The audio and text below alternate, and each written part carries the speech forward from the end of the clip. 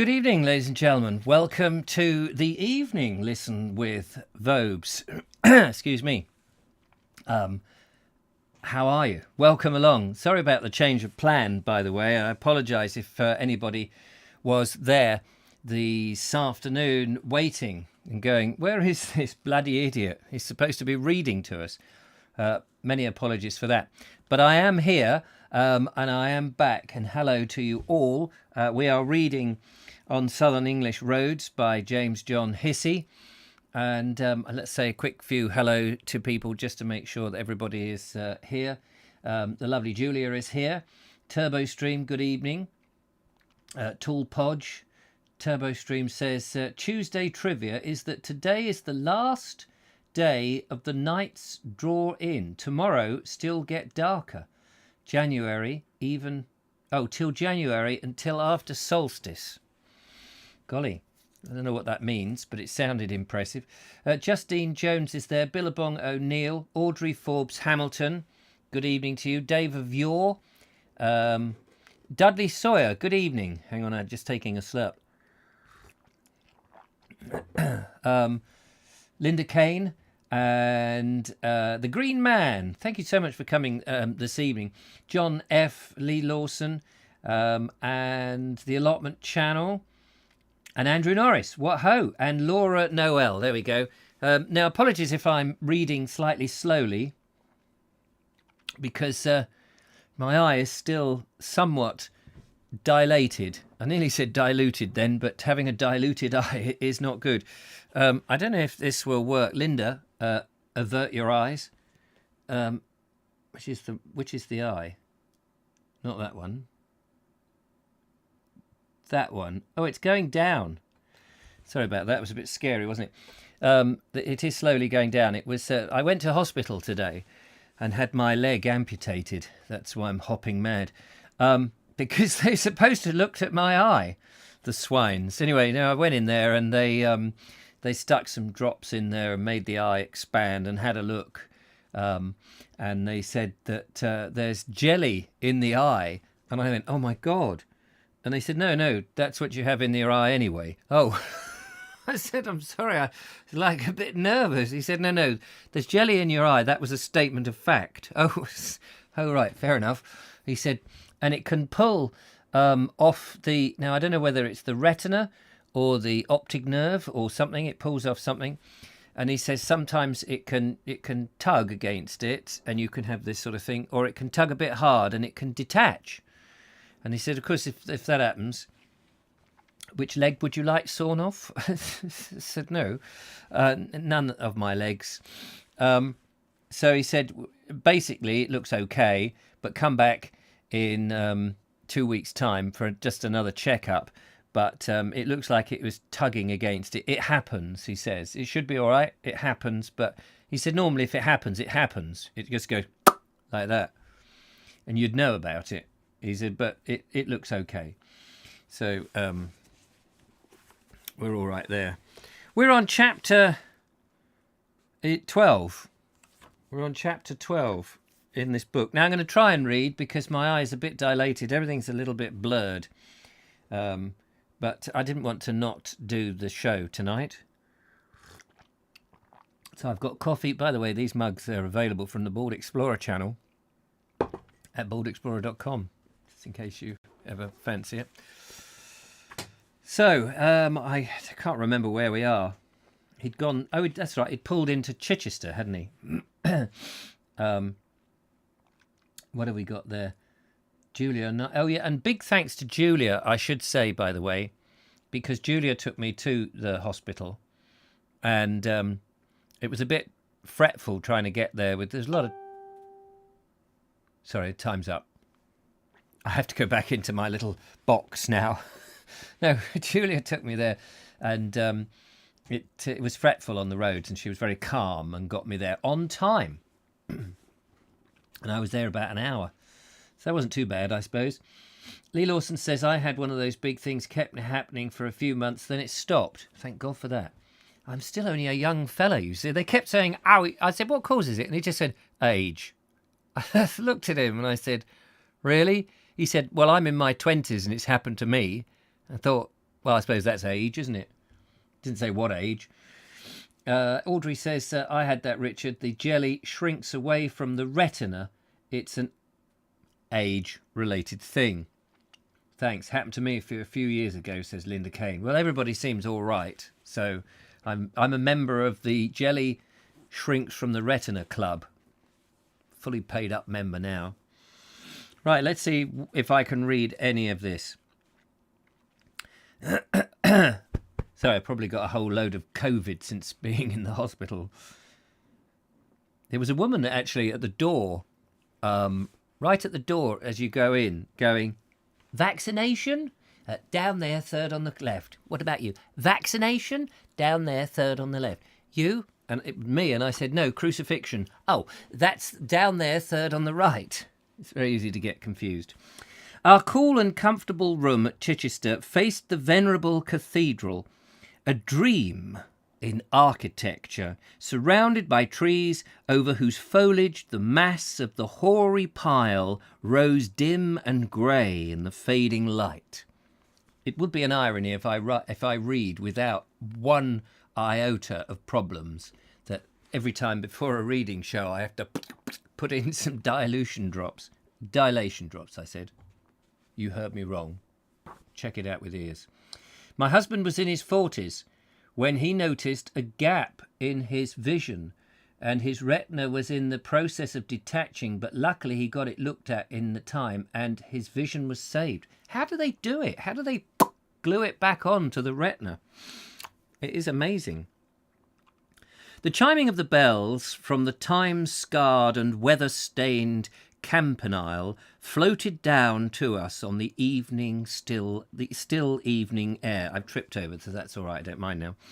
In the mellow musical harmony, contrasting greatly with the clanging and clashing of most modern church bell ringing, that only adds to the wear and tear of life by its tedious din, and arouses so much unchristian-like feeling amongst compulsory listeners, besides being so hurtful to the suffering invalid.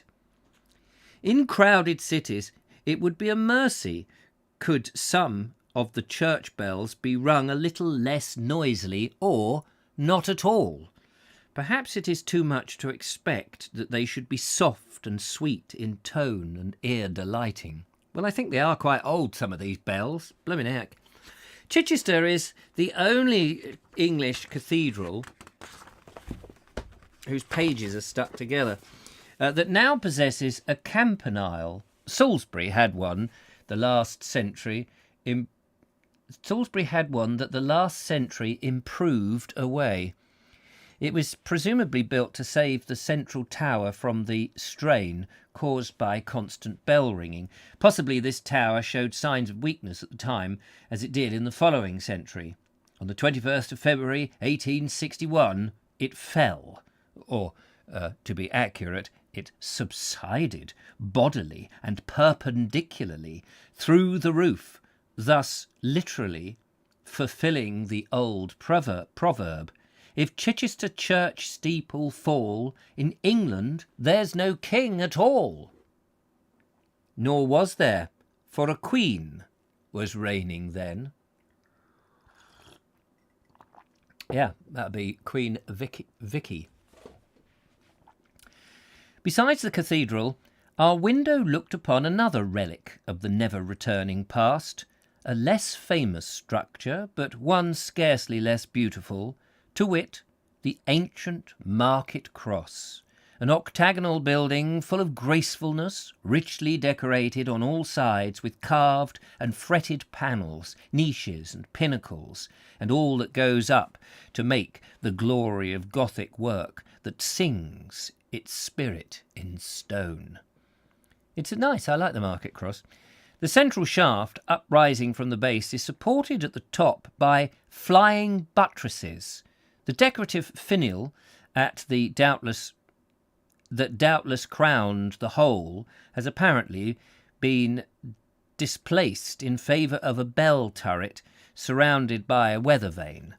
The turret contains the bells of a clock that was presented to Chichester and placed in the cross by one Dame Elizabeth Farringdon, for our hourly memento of her goodwill to the city, as the old inscription quaintly puts it. This old cross gives a special character to the thoroughfare, or thoroughfares, for it is placed at the junction of 4 cross streets, in which it stands. It is a charming bit of medieval work and interesting as showing what could be accomplished by Gothic architects when useful or commercial purposes were studied, and not purely religious requirements, as all their building traditions. As to the interior of the cathedral, I must leave that for the handbooks to deal with, merely venturing to mention one feature wherein Chichester is unique amongst English cathedrals, namely that it possesses 4 aisles, 2 on each side of the central nave. Bet you didn't know that. Next morning we resumed our pleasant pilgrimage early, as was our wont. The country we passed through at first was flat and uninteresting. At Fishbourne, however, where a creek of brackish water comes inland as far almost as the road, it improved a little. There we noticed a tumble-down old mill, standing solitary and deserted by the reedy margin of the creek, and this lonely mill gave quite a charm and a character to the otherwise desolate prospect. So little goes to make a picture. It was a bit that would have delighted the eye of the Dutch artist. Then, after many windings through the narrow lanes, we reached the old-world fishing village of Bosham, that stands pleasantly on an estuary of the Channel. Bosham, made a video in Bosham, by the way. Allotment Channel says, I like a book at bedtime with Vobes. Yes, I'll be reading at 11:30 the sordid book of Vobes then. Bosham is one of the most primitive and bing places. Imagine, I only have to say bing now. I don't even need to say the word. Bosham is one of the most primitive and bing places imaginable. I think after famed Clovelly, I'm not even sure that I'm correct in making this saving clause, that it is the quaintest spot in England, a spot well worth 1,000 miles of driving to see. It is historic too, and simply abounds with legendary lore. This peaceful little harbour was the Portsmouth of the Romans during their occupation of Britain. King Canute had a palace here, and here is the supposed site of his rebuking his courtiers when they placed his chair by the incoming tide, a childish legend that hard-hearted authorities declare to be apocryphal, as also the story that is told as to how the manor of Bosham, formerly the property of the church, came into the possession of property of the formerly the property. I'm reading 2 lines at the same time now. Let me start that again. It's a childish legend that hard-hearted authorities declare to be apocryphal, as also the story that is told as to how the manor of Bosham, formerly the property of the church, came into possession of the powerful Earl Godwin. Tradition has it that Earl Godwin went with an armed band of his followers, ostensibly to pay court to Athelnoth, Archbishop of Canterbury, and with well-assumed humility addressed the primate, Da Mickey Bosham. The Archbishop, understanding that he had asked for a kiss of peace, said that he would give it to him, whereupon the crafty Earl turned to his followers to witness that he had been given the manor of Bosham, and forthwith set forth to take possession of it. Cool. I'm sure we all understand every last word of that. Then there is the legend of the bells of Bosham. That bears a certain resemblance to the legend of the bells of Bottrow in Cornwall. According to tradition relating to Bosom, the Danes, one version has it that it was Norsemen, but this is a trifling detail, sailed up the creek and stole the bells of the church, which they carried off with them as trophies. But as the pirates were sailing away in triumph, a storm suddenly arose, and the galley with the bells was swamped and sank with its spoils to the bottom of the sea. In truth of which legend anyone who stands at Itchenor Point, just across the water, may today hear the sunken bells repeating the peal from Bosom Church. The fact is, there exists a very fine echo at this point that gives back the sound of Bosom bells, one after another. Now, there is a picture here. We go to our picture cam, ladies and gentlemen, to have a look at the picture as drawn by, I don't know if that's in focus because I can't actually focus on anything, but I gather that is Bosom. Is it Bosom Harbour? Bosom something? I can't read the tiny writing, but there's the church, there's the steeple, open the doors, everyone's gone home. That's a shame, isn't it? That's a shame. Slurp of coffee time.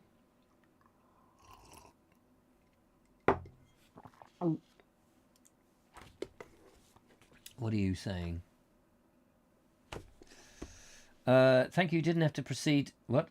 Be thankful you didn't have the procedure I had, Richard, says Turbo Stream. No, I've having had one eye out. I don't want any other procedures. I don't know what you had. Yes, well done, Julia. One iota. Lasers. Oh, lasers. Oh, they do it with lasers. I like a bit of... Oh, yeah, read that. Low tide. Low tide. Low tide. Oh, yes, got to that bit. We're on the other page. It was from Bosom that Harold set forth on his ill-fated visit to William, Duke of Normandy.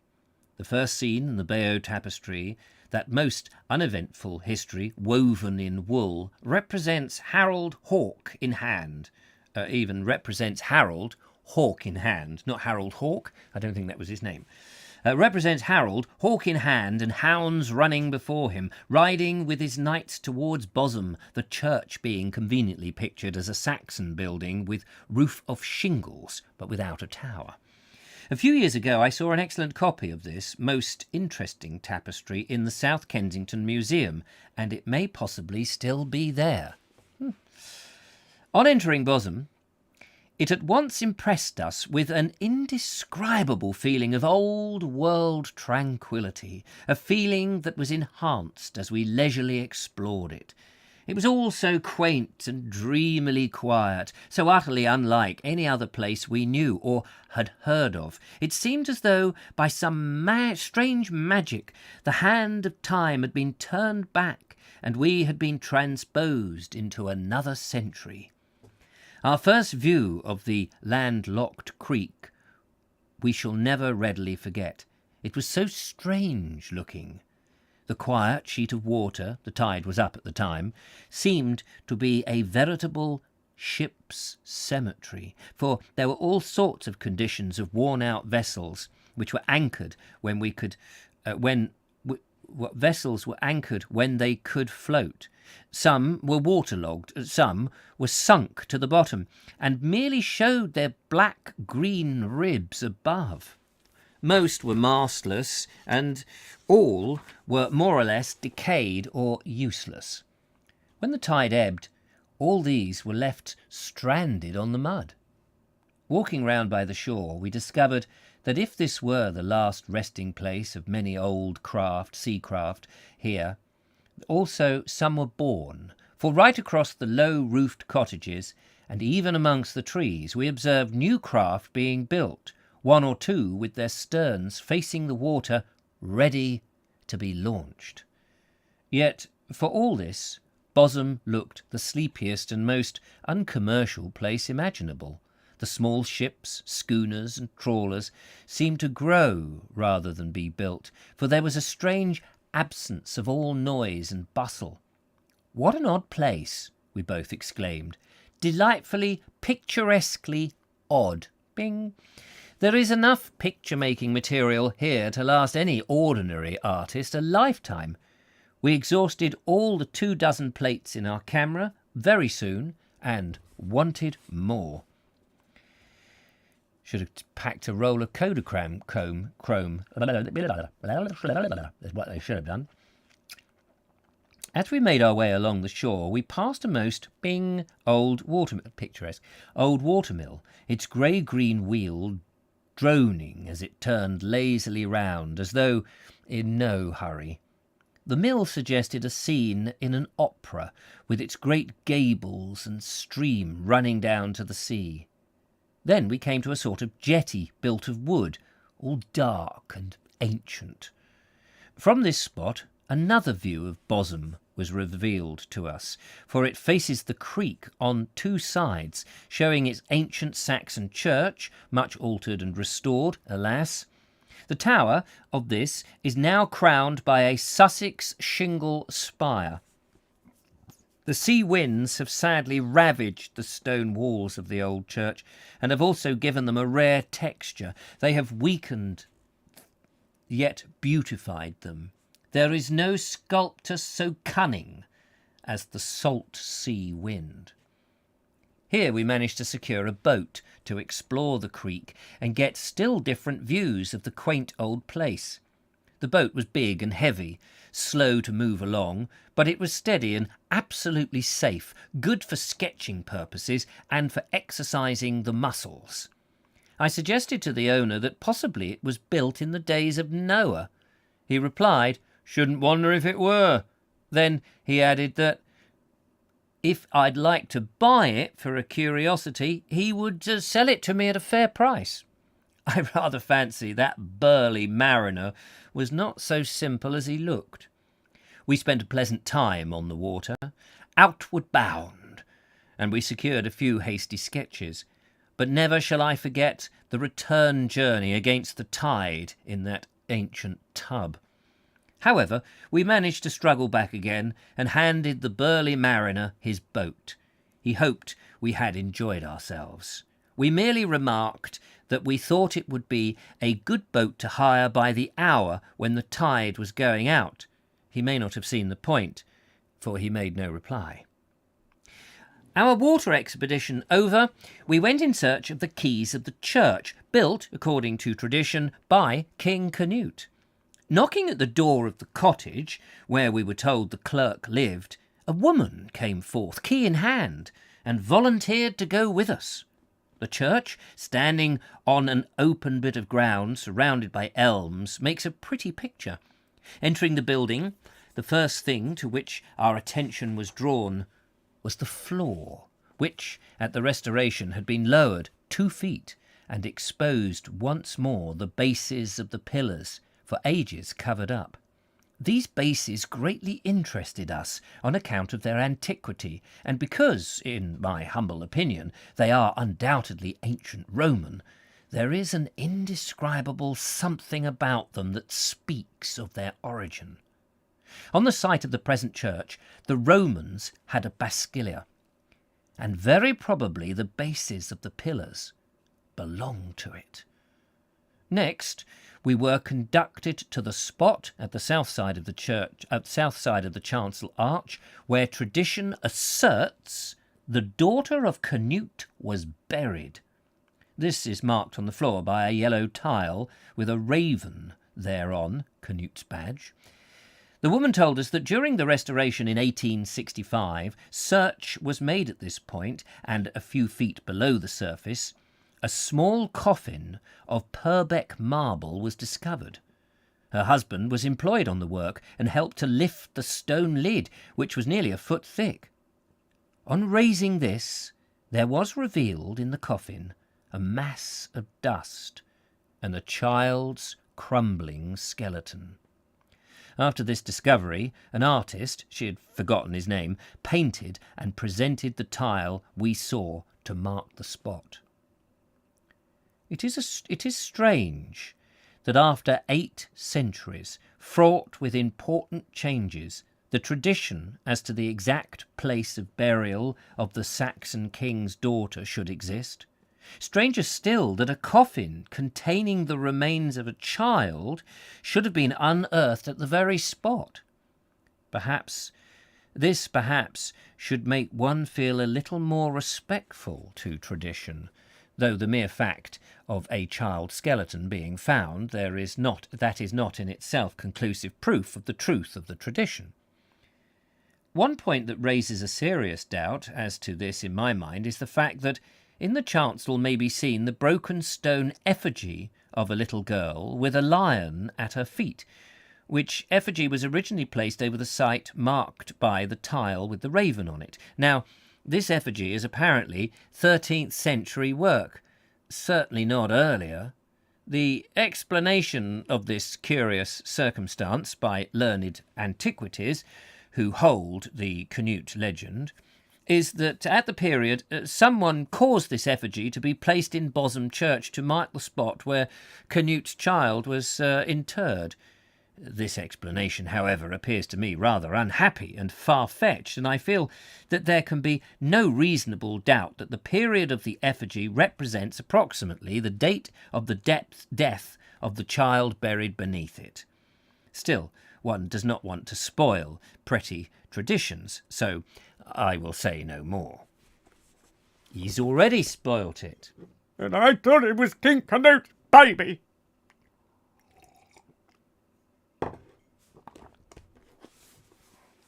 The tower and chancel arch are, I feel sure, Saxon.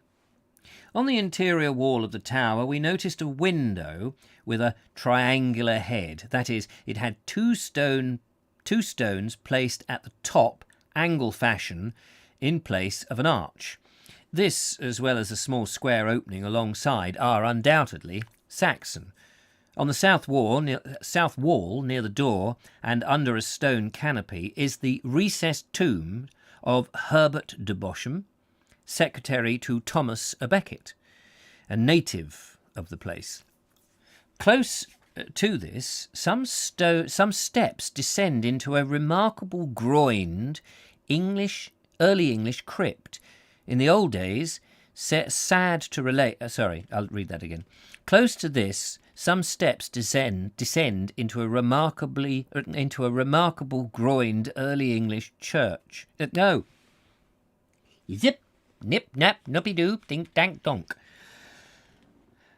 Close to this, some steps descend into a remarkable groined early English crypt. In old days, sad to relate, much used by smugglers as a safe storehouse for their cargoes. For who would dream of searching a church for contraband goods? I would. The parson, rumour has it, was not wholly unaware of the proceedings. Yeah, we think he was in on it. No problem on that one. Phew. Michael White says that tapestry should be in England. It was the Saxons who made it. Quite right, let's have it back. Justin Jones says there's a Mill Stream hotel and restaurant on Bosham Quay, I think. And Michael White says some say that the unmarked grave of Harold is still there, as William wanted his body buried near the coast to protect our shores. I wonder if that's true. On leaving the church, our guide pointed out an old tombstone with a ship on the sea carved on the top. Both this and the inscription below were difficult to make out on account of the mosses that had spread over the stone. We were told that this recorded the death of some men at sea who were killed by a horse. This rather puzzled us until we discovered that hawser was intended. It appeared that this tomb was much esteemed by the population and used to be scrubbed clean once a year, but that the scrubbing had been neglected of late.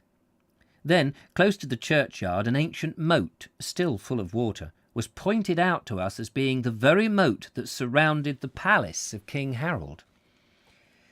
As we were bestowing our tip on parting, the woman exclaimed, "Oh, I've a book at home with short tidings about the place, and maybe you'd like to see it."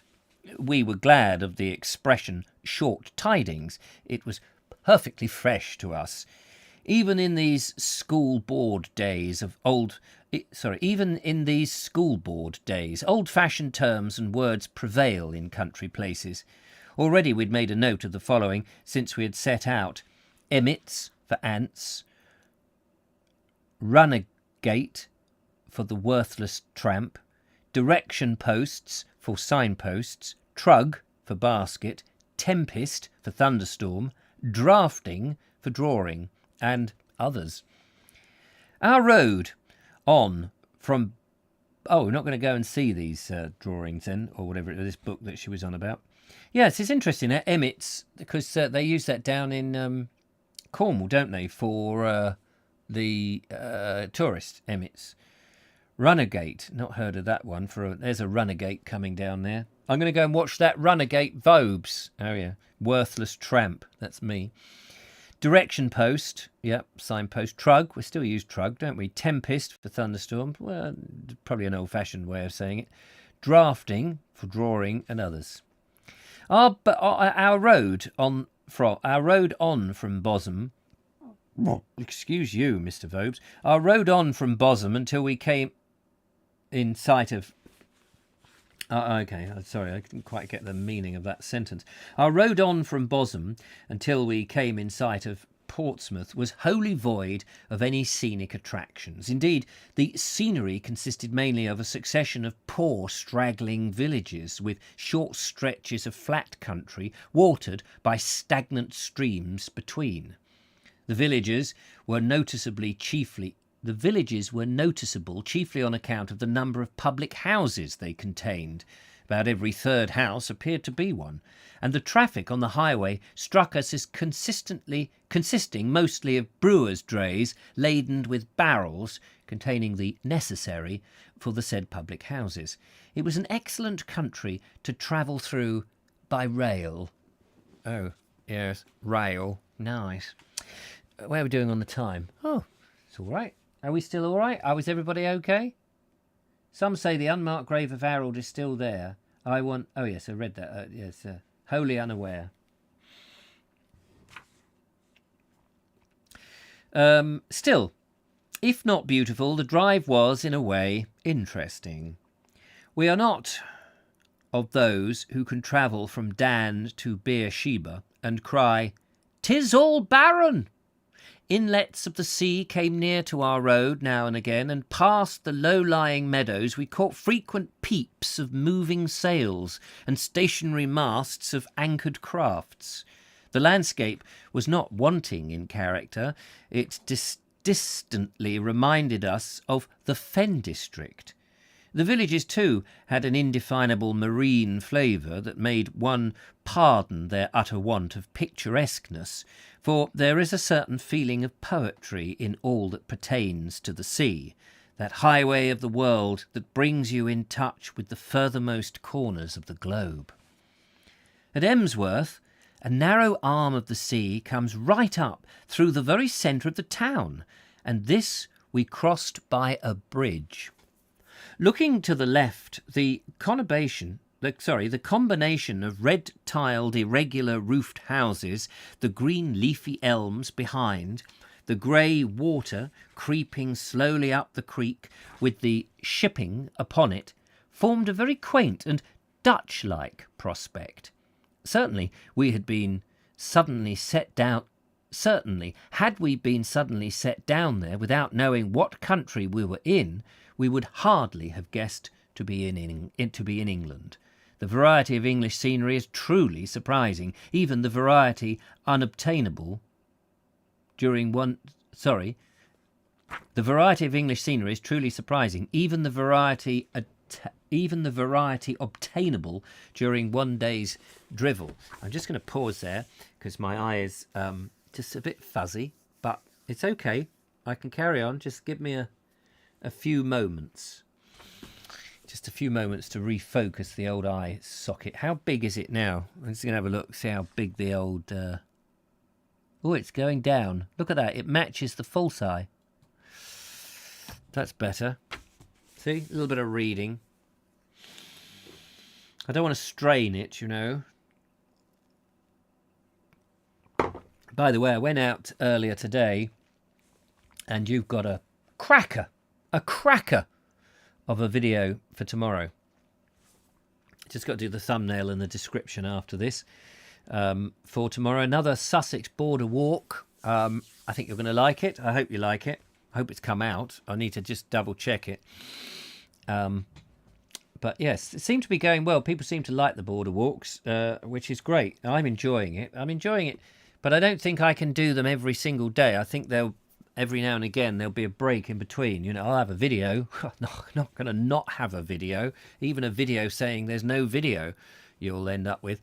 But it's getting more engrossed in the research than I expected, because now it seems that people like that. But I still want to try and keep a element of exploratory stuff in it. Don't push it. It's been great reading so far, but we don't want you to go overuse it. No, I don't want to overuse this eye. I overuse it all the time. Cool. Right, let's just see how we go. I'm not going to go mad. The hell was that? I will only know on the replay. If you think I watch any of this rubbish, then you're going to think coming. Right. A little further on, we noticed also to our left the ruined keep of Warblington Castle. Warblington Castle? Where the hell's that? I've never heard of that. A very picturesque feature in the landscape, and the only picturesque one that we have seen leaving quaint old world bosom. Warblington Castle? Julia's never told me about that. She lives sort of down that way. Where is this Warblington Castle? Let's have a look. I'm curious now. Where's the keyboard? Anybody heard of Warblington Castle? Warblington Castle. That's like a made-up name. Oh. Warblington Castle for sale, it says here. Let's have a little look. Property to 7 Fort what? Jackson stops. Hang on, let's go there.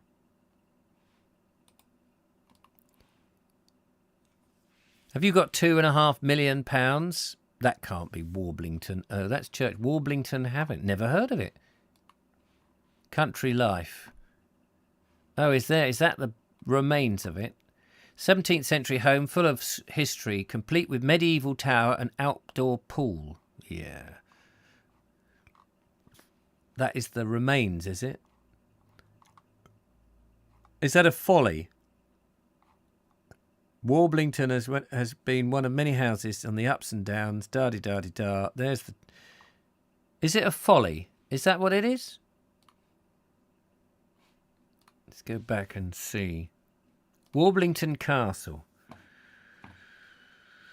Warblington was a moated manor. Oh, it was, okay. Near Langstone in Havant Parish, Hampshire. Most of the castle was destroyed during the English Civil War. Swines. Leaving only a single towered gate tower, part of the wall and a gateway. The property, now in the village of Warblington, is privately owned and doesn't allow public access. You rotten swines. I'm coming to burn your house down. There is a bit of the tower. Oh. Look at that. There's a door there. Look at that. What are all these holes in the side? Can they be windows? Or is that scaffold marks? Can't be scaffold marks, surely, but they might be. Where the old scaffold went in. Oh, I didn't realise we could... Look at that.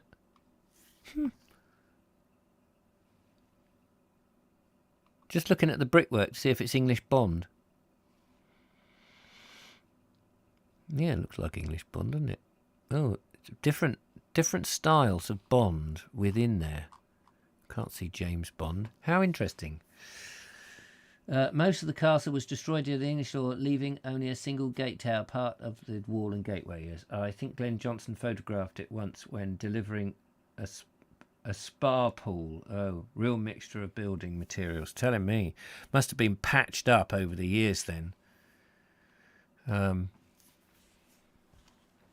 These castles, it should be illegal for them to be in private hands, or not so much illegal in private hands, but there should be at least days when they have to open it up to the public that sort of our heritage.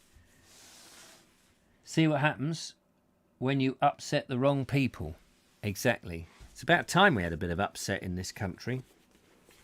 I don't feel we've had enough people being upset. Well, I never knew that. There we are. I've learnt something there. So what was it like 120 years ago? Let's see. A very picturesque feature in the landscape, and only picturesque one we'd seen live in quaint old world bosom. Perhaps it may have been the contrast of the places we passed through with the beauties of bosom that made them seem somewhat commonplace. Haven't, all right, he's not going to go any further about it, haven't succeeded Emsworth with the usual strip of semi-country between, and there we pulled up at the Bear and baited our horses and refreshed ourselves. On a table on the landing of our inn stood an excellent model of an old-fashioned three-decker made of bone. The waitress told us by the French prisoners confined at Porchester Castle during the Napoleonic Wars. It was at that time, and at that castle, by the way, that these same prisoners invented oxtail soup. It appears that oxtails were given to the Frenchmen as being of little value, but they managed to convert the despised tails into a delicious soup, so much so that when the officer appointed to inspect the food at the prison tasted it, he demanded angrily how such luxuries were provided for them. How come you've got such nice stuff? We've given you these sodding old oxtails. Now you've got some nice soup. You can't have that, Mr. Mannering. On from Havant, our road maintained much the same character as the first part of the stage. He's on the M27, isn't he? No wonder it's all bland and boring. It still is. Only that perhaps there were rather more green fields than houses on the way. Not for much longer, mate. They're building all along there. To our left, we had a very fine view over Langston Harbour, with its sluggish, winding waterways and dreary stretches of mud flats. Then Portsmouth came dimly visible ahead, half hidden, as it were, by its own smoke, above which the Hanecker Tower gleamed in the moonlight. I think I may have made that bit up. In the clearer air, the masts of several huge men of war were visible. To our right was the long line of the Downs, with the massive Portdown forts ranged at intervals along the top. The sudden transition from the placid, peaceful country to this land bristling with fortifications was almost startling, to say nothing of the ironclads at anchor in the bay. My God.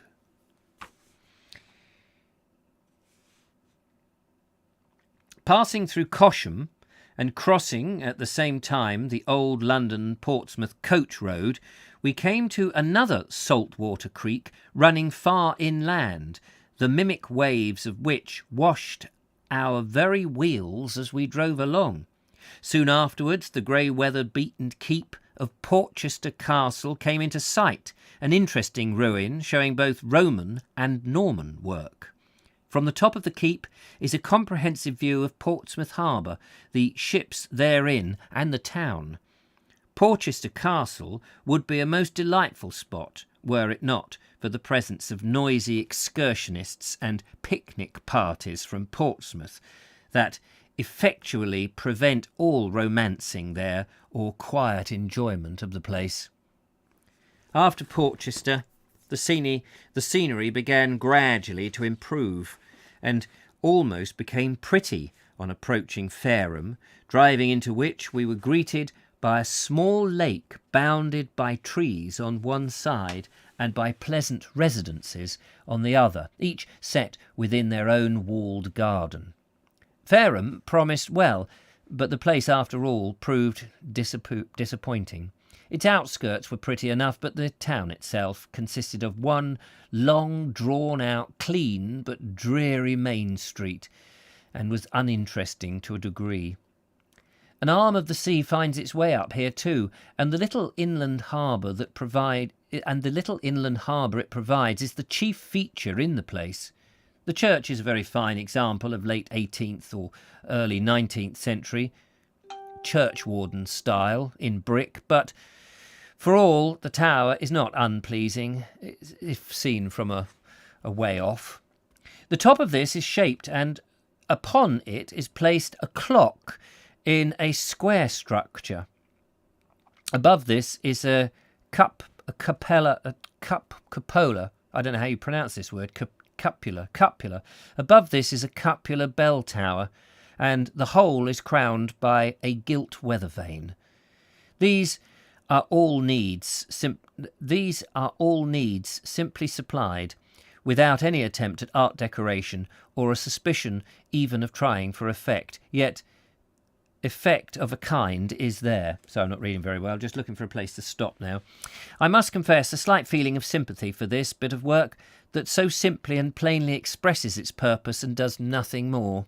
Ruskin, no mean authority on the subject, declares it to be a sine qua non of true architecture. I guess that's another bit of Latin there, of architecture. That every part of the structure should have its recognised function. To that extent, then, this portion of the tower is true art, though there is far higher and better art, most certainly. Moreover, it is a change from the stereotyped forms of church towers and steeples that prevail throughout the land. Perhaps tradition has taken too tight a hold upon the ecclesiastical architect to allow him much originality in his designs, welcome though such originality would be. Church towers are prominent features in the landscape, and a little variety in their form would not only add to their charm and give them a pleasing individuality, but would materially add to the interest of the view, just as the quaint and unique tower of Sompting Church in Sussex, which we will see on our return, gives a special character to the prospect of which it forms a part, and also to the village too. I'm going to leave it there because my eye is beginning to just pulsate a little bit, so I don't want to stress it out. Who said that? And I tell you this, if you look me straight in the eye... Where are you? Oh, there. You look me straight in the eye. Let's just see what your... I had heard, but I'd forgot, says the lovely Julia. Oh, yes, is that the Warblington Castle? Dudley Sawyer says, see what happens if you... Yes, if Ben Reeve... If it's still for sale, go round pretending to be an interested buyer. Yes, I'm the Bald Explorer. I'm very interested to have a little poke round. Do you mind if I take my camera for reference purposes? Yes, you carry on. Thank you.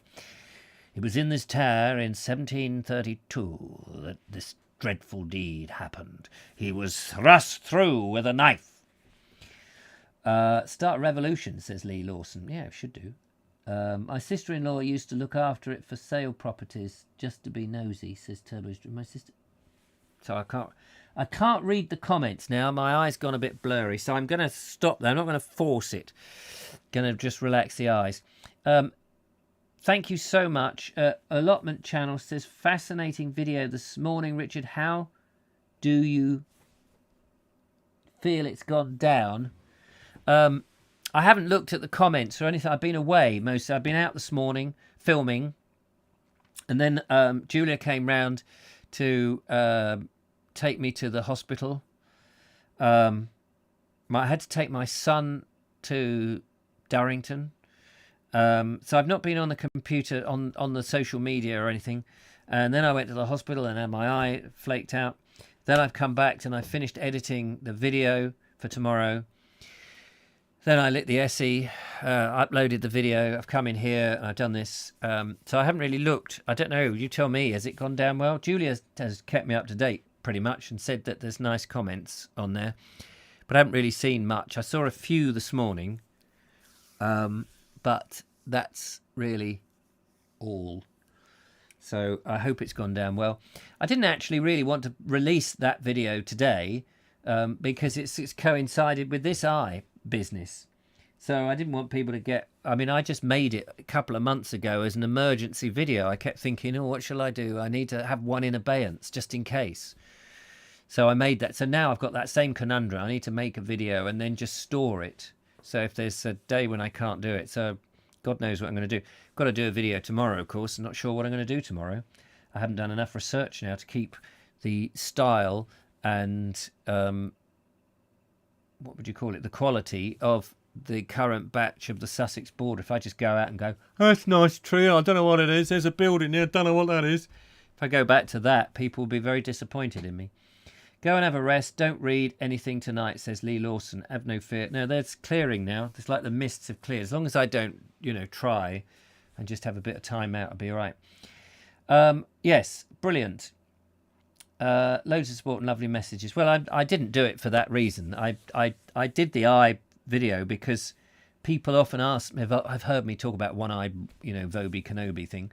And they often ask, and I tell them there's nothing to hide about it. So I thought, well, I know when I was going through this process, and I knew I had to have the eye removed, and I knew I had to wear a prosthesis, I was very scared, as you would be.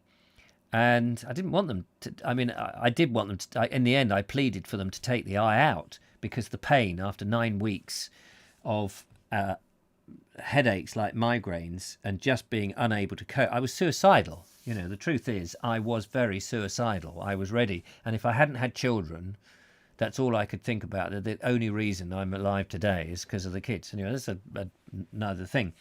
But I was very down and I just begged them to take my eye out. And at first they wouldn't. And then they did, because the doctors didn't want to admit defeat. But they introduced me to this bloke who happened to be there, who had acanthamoeba keratitis as I did. And mine was at the 4-year stage. And they introduced me to a chap who'd had it for 7 years, and they had saved his eyesight. And I met him, and his eye looked very odd. And I said to him, how much sight do you get through it? And he said about 30%. He could focus on stuff 30%. And I thought, when I went through this process of losing the eye, when one eye can't see properly, and you've got the two, good eyesight and not good eyesight, blurred or stars or fuzz or whatever, you got them superimposed one over the other. And I knew that I could not live with that. I would rather just have one clean, decent, one feed, as they say, one clear camera. It's like having two cameras and you mix them up and you'd have this disjoint. I couldn't live with that. Plus, his eye looked really freaky, and I knew that people would look at me, and you'd always look a freak. And I had seen what people would with false eyes would just look normal. And at the time, I was an entertainer, and I was in front of all sorts of people, but kids particularly, who would look up and see this freak. And I thought, no, I can't do that. I've got to earn a living. And so that's why I said, no, take the eye out. As soon as I met him, I knew that was not what I wanted. And I've never looked back. But no, I haven't really. I mean, I'd rather not have lost the eyesight at all. But having reached that, I still think I've made the right decision. Of course, I feel very protective on this eye. And now, in the last couple of days, the worry, I mean, I try not to show it, but the worry about this eye obviously is very worried, because I sometimes wake up and I think, what if I wake up and I can't see anything? And you just wake up with no vision at all. That's very scary. But hopefully, I mean, I've been reassured that other people say they've had the same thing. So, hopefully it's all right. So there we go. Anyway, there was a point to that, and I can't remember where I was going with it, but oh yeah, so I didn't want to put it, it wasn't, that's right, so I wasn't out for sympathy. I know that when I was going through all of this, I went and looked on YouTube, and I watched a couple of YouTube people who were having the same process, and so I was very much reassured. And I thought, well, people have asked me about my eye problem, that if I can show that having an eye removed, you can still have a normal life, and I'm presenting on a YouTube channel, then they should be all right. So that was really the reason I did it. And also, I know a friend of mine at the time was having trouble with his knee. and he had both knees cartilages put in, and he finds it difficult to walk anywhere. And I realised that if I had the choice, one eye or a leg, what would I rather lose? It was a no-brainer. I'd rather lose one eye and have one good one, albeit short-sighted, myopic. I'd rather lose an eye than lose a leg. The mobility, I mean, even to be blind would be awful, but I'd like to have the mobility. To have no mobility, I think, is far worse. And anybody, and we all know what it's like. We have a bad back and you can't walk. Oh my God, that to me is far worse. But I wouldn't wish it on anybody. That's it, ladies and gentlemen. Thank you very much for watching. Sorry about the sort of preamble at the end there, but interesting book. We are just over halfway, so that's good. I'll be back again at 4 o'clock tomorrow. Hopefully my normal eye will be functioning perfectly well. So thank you very much. Good video. Hopefully, I hope you'll like it anyway. You might not like it now I've said that. We'll be up there tomorrow. Take care. Thanks for watching, and have a good evening, what's left of it. Bye for now. Bye-bye.